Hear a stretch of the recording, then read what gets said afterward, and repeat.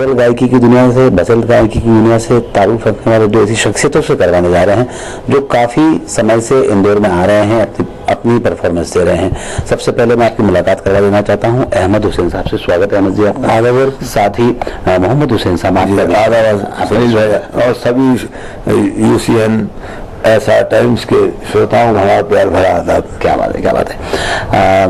मैं शुरुआत करना चाहता हूँ अहमद भाई से। अहमद भाई, गजल गायकी और भजन इन दोनों में सामंजस्य कैसे बिठाते हैं आप?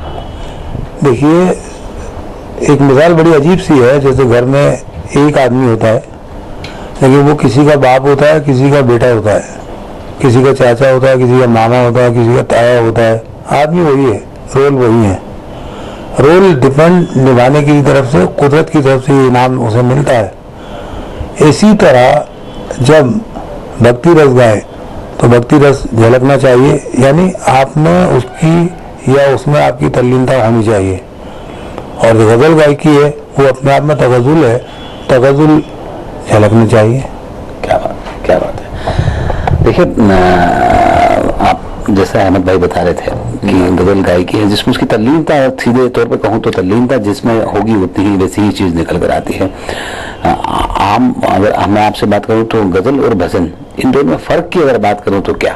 देखिए, जो अभी पहले बता दिया वैसे अहमद भाई ने, भजन में भक्ति रस झलकना चाहिए और गजल में तगज़ुल जी, और गीत में रोमानियत जी, है ना। एक जो सूफी संगीत जिसे कहते हैं, आप में सूफी माने ब्रह्म ज्ञानी जी, जो सबको समान समझता हो जी, उसे खानकाई संगीत कहते हैं। तो सबका आध्यात्म है, खुदा ही जानता है जलवायु जाना कहाँ तक है, वहीं तक दिख सकता है नजर जिसकी जहाँ तक है।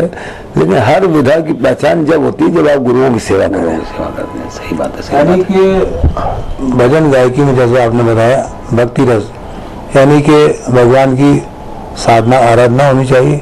गजल में क्योंकि एक महबूबा से बातचीत होती है, उससे हम कलाम होना होता है, तो गजल के जरिए आप अपनी बात कह सकते हैं। आपकी एक गजल, मेरी गजल, जो काफ़ी फेमस है, लगातार आप जब भी जहाँ भी परफॉर्म करते हैं मुझे लगता है उसकी एक बार मांग तो ज़रूर उठती है। तो कुछ उसको सुनाइए ज़रूर। जैसे कि उसकी ही कुछ लाइनें ज़रूर सुनाइए। चल मेरे साथ ही चल ऐ मेरी जान गजल, इन समाजों के बनाए हुए बंधन से निकल चल। चल मेरे साथ ही चल, मेरे साथ न चल ऐ मेरी रूह बदल।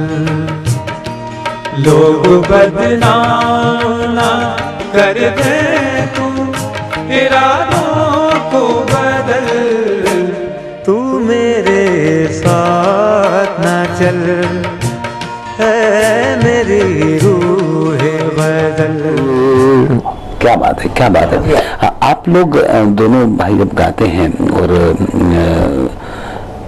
गजल गायकी में जिस तरह से आप उतार चढ़ाव का प्रयोग करते हैं, एक नीचे से एक ऊपर से, जिस तरह से दोनों का सामंजस्य होता है, आमतौर पर ये सामंजस्य मेल और फीमेल सिंगर में होता है। और आप लोगों की खासियत है कि दोनों ही भाई अपने इस अंदाज को अच्छे से प्रस्तुत करते हैं। उसके पीछे क्या कारण है? देखिए, हम लोगों ने वालिद साहब से उस्ताद अफजल हुसैन खान जयपुर वाले शास्त्रीय संगीत की तालीम हासिल की, लेकिन जितना लगाव हमें संगीत से था उतना ही शायरी से। तो हमने गजल गायकी सुना तो उन्होंने कहा मैं चाहता हूँ तुम दोनों साथ गाओ। तो मुझे उम्मीद है खुदा की ज़ात से कि मकबूल हो गए, लोग मैं पसंद करेंगे। और उनका ये जो मशवरा था वो हमारे काम भी आया। तो हमारे रियाज साथ हुआ, एक घर में जन्म लिया, दिल मिलते हैं, खून मिलते हैं, ख्यालात मिलते हैं। इसलिए उसका करम है कि हमने हारमोनी सिस्टम का गजल में सबसे पहले एक्सपेरिमेंट किया, अलग अलग सुरों के दायरे में रहकर गाना, ताकि लोगों को कुछ अलगपन महसूस। यानी कुदरत के साथ साथ हमारी दुनिया के एतबार से अंडरस्टैंडिंग बहुत है, और किसी भी काम में अंडरस्टैंडिंग होना बहुत ज़रूरी है। और ये आपको उसके कर्म के बाद आपके ज़्यादा साथ रहने से, आपके माहौलों में घूमने से फिरने से, बकौल साहिल लुधियानवी के कि दुनिया ने तजुर्बात और हवादिस की शक्ल में जो कुछ मुझे दिया है वो लौटा रहा हूँ मैं। तो हम तो वही करते हैं जो हमें हमारे गुरुओं से, हमारे उस्ताद से, हमारे बुजुर्गों से हासिल हुआ है।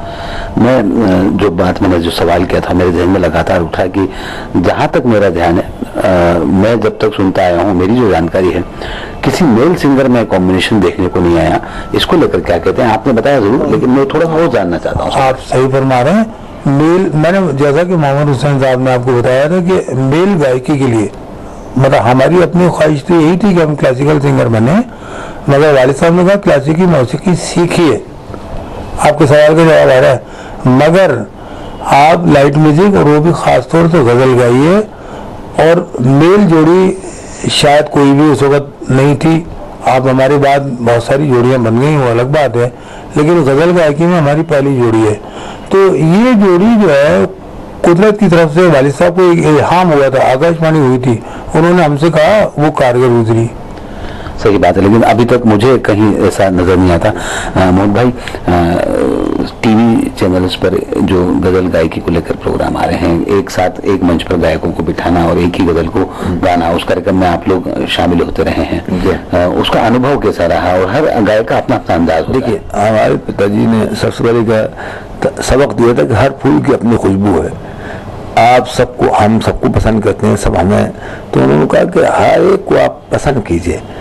तो लिहाजा हर फूल की अपनी खुशबू होती है, साथ हम गाते हैं, एक दूसरे को अच्छा लगता है, तो ये भाईचारगी का एक पैगाम है। सही बात है।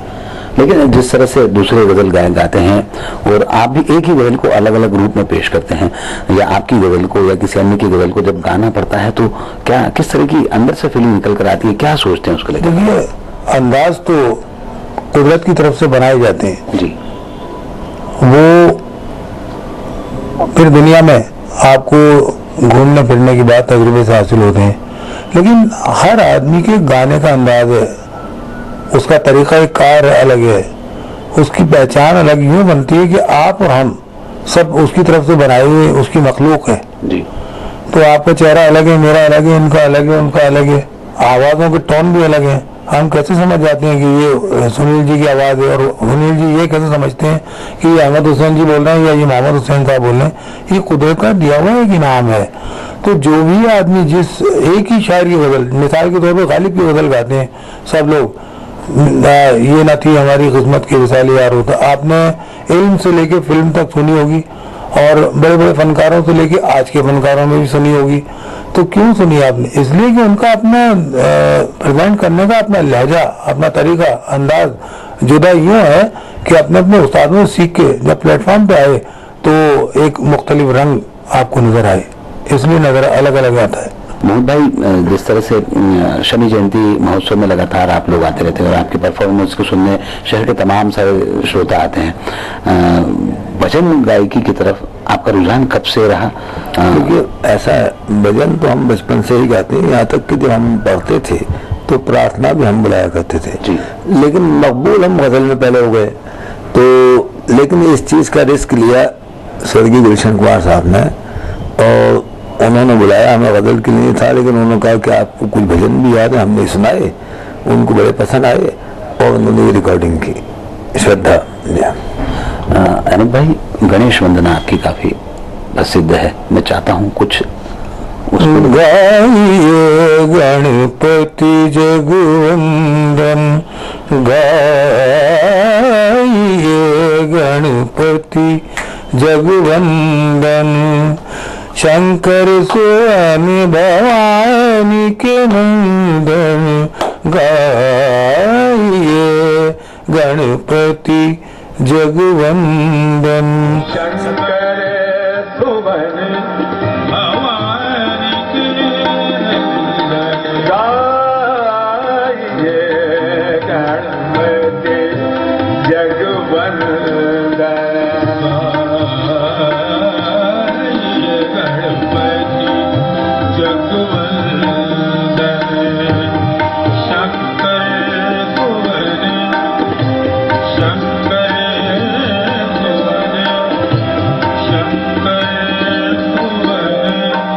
शंकर भवानी के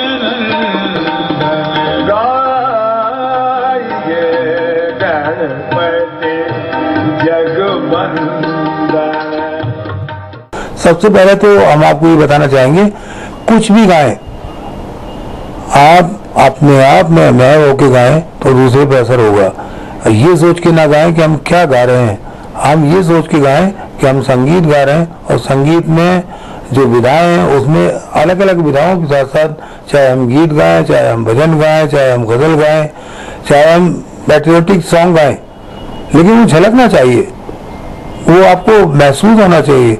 आप दिल में वो तमन्ना लाएं, वो बात पैदा करें तो दूसरे पर असर छोड़ सकते।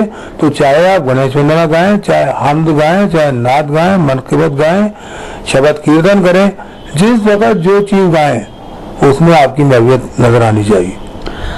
और भाई अगली आपकी जो पीढ़ी है, मोहम्मद वकील ने काफी नाम कमाया और अच्छा मुकाम भी हासिल किया। बाद की पीढ़ी की क्या स्थिति है और क्या परिवार में सारे बच्चे? वकील हमारा भांजा है जी। दूसरा मेरे दो भतीजे जो अहमद भाई के साहबजादे हैं, जावेद हुसैन, मौजम हुसैन, बहुत अच्छा गा रहा है, जो मेरे दामाद भी हैं जी। मेरा बेटा इमरान हुसैन जी, वो भी बहुत नायाब गा रहा है। तो खुदा की ज़ात से उम्मीद है कि हमारी विरासत को कायम रखेंगे। और ये डॉक्टर अतुल भट्ट आपके इंदौर के हैं, बहुत सुरमा गाते हैं ये जी, जी। और बहुत हमें खुद को भी अच्छा लगता है, ये बहुत मेहनती हैं संगीत में, और इन सब की उम्मीद है ये बहुत आगे जाएंगे। नई पीढ़ी को लेकर आप क्या सलाह देते हैं? और जिस नई पीढ़ी को हम तो यही जो हमने सुना बुजुर्गों से कि पुराने जमाने का ये था, गुरु शिष्य परंपरा के तहत पहले वो बुजुर्गों को सुनवाते थे, पंडितों को, खास साहबों को। जब मेंटली स्टूडेंट शुरू में होता तब तो तालीम शुरू होती थी, और जब गुरु की आज्ञा होती तब वो स्टेज पे जा सकता था, इससे कबल वो नहीं जा सकता था। आज लोग जल्दीबाजी में करते हैं, तो ऐसा नहीं है, ये आर्ट का शॉर्टकट नहीं होता, इसमें रियाज की मंजिलों से गुजरना पड़ता है। तो अब ये जब तक रियाज आप नहीं करेंगे तब तक कुछ इल्म हासिल नहीं होगा। संगीत में आपको यही बताना चाहता हूँ, संगीत विरासत में तो अल्लाह ताला दे देता है, लेकिन किसी की जागीर नहीं है। संगीत की जो सेवा करेगा, जो रियाज करेगा, जो मेहनत करेगा, जो लगन और जुनून रखेगा, उसको हासिल होगा। फन क्योंकि आपका कोई खिदमत गुजार नहीं है, बल्कि आप उसकी खिदमत गुजारी कर सकते हैं। उसके लिए आपको ध्येय रखना होगा, पेशेंस रखना होगा, उस्ताद से सीखना होगा, लोगों की दुआएं लेनी होंगी, अपना रवैया मौसीकी के साथ साथ या किसी भी काम के साथ साथ विनम्रता रखनी होगी। ऐसा नहीं होता कि सब कुछ आप अच्छा करते हैं उसके बाद आपका तरीक़ाकार, आपकी मिलनसारी अच्छी नहीं है तो मुनासिब नहीं है। तो मोहम्मद हुसैन और अहमद हुसैन साहब से बातचीत हम कर रहे थे, जिनका कहना है कि गाना अगर कोई भी गाए, संगीत को अगर रम कर गाए, चाहे वो गजल हो चाहे भजन हो, उसका अपना अंदाज होता है, तल्लीनता के साथ गाने का मजा ही कुछ और होता है। आप दोनों ने हमसे बातचीत की, बहुत बहुत शुक्रिया। मोदक प्रिय मुद मंगल दाता,